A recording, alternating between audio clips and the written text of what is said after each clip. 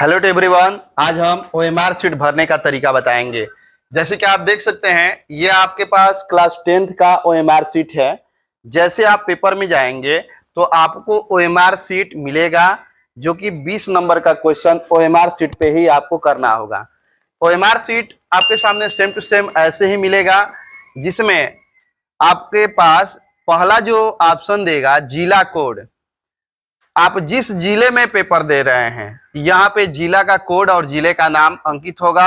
आपके OMR sheet में पहले से ही लिखा जाएगा। दूसरा है केंद्र कोड, आप कौन से केंद्र में पेपर दे रहे हैं वहां का कोड है। यहाँ पे है जिला कोड, जिला कोड है। यहाँ पे केंद्र कोड है।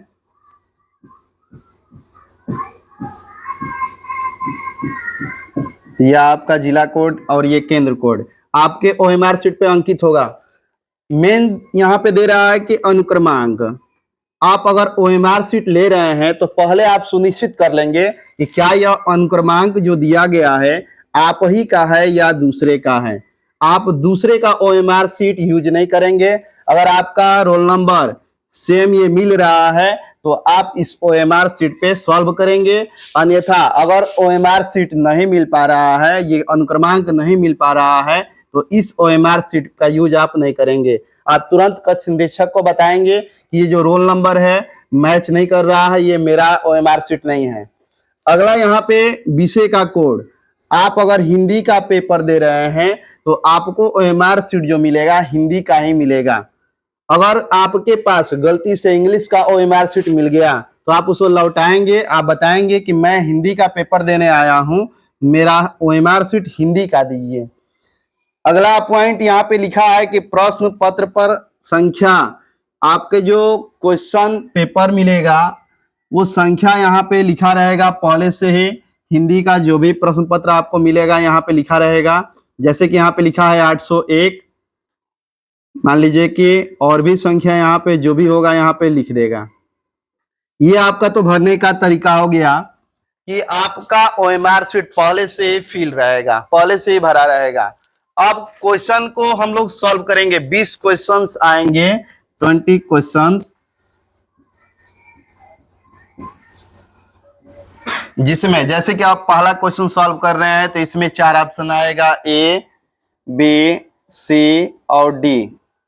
अगर पहला क्वेश्चन का ऑप्शन नंबर ए सही है तो पेपर में आपका ए अगर सही होगा तो ओएमआर सीट में ए पे जाएंगे, इसको पूरे डार्क कर लेंगे। ब्लैक या ब्लू पेन से एक गोले को ही आप भरेंगे। एक से अधिक गोले को अगर आप भर रहे हैं तो उस आंसर को गलत माना जाएगा। आप कोशिश करेंगे कि अच्छे तरीके से ए वाले को या जो भी सही हो उसको डार्क करेंगे।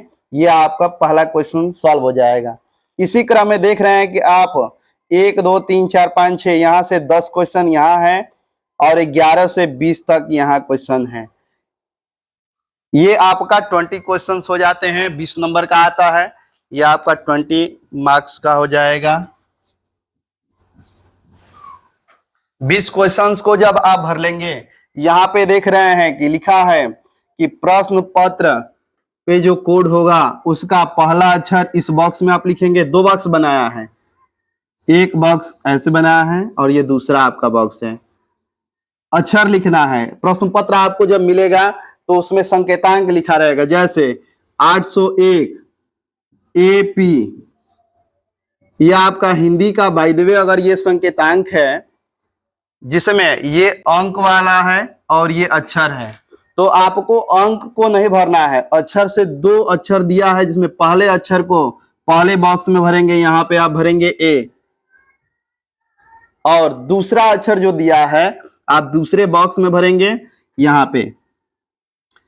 ये आप लिखेंगे और देखेंगे यहाँ पे ए से लेके जेड तक लिखा हुआ है। अगर आपका पहला अक्षर ए है तो ए वाले गोले को आप पूरे डार्क कर देंगे सही तरीकों से। ए के अतिरिक्त दूसरे को हम नहीं भरेंगे।